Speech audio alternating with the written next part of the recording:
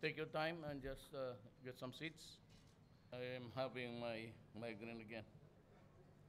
Anyway, international issues that impact security, stability, and prosperity of our region. Developments in South China Sea.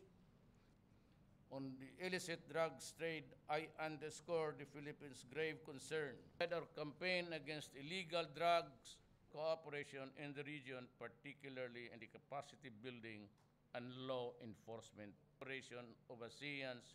At the sidelines of the ASEAN Summit, I'm truly humbled. Maraming salamat po.